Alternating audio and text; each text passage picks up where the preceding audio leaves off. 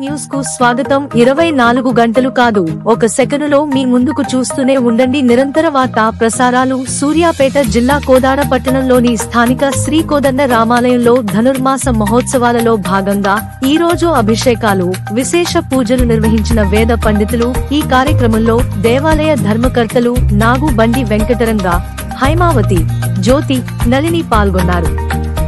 అధిక సంఖ్యలో మహిళలు, భక్తులు పాల్గొని తీర్థ ప్రసాదాలు స్వీకరించారు.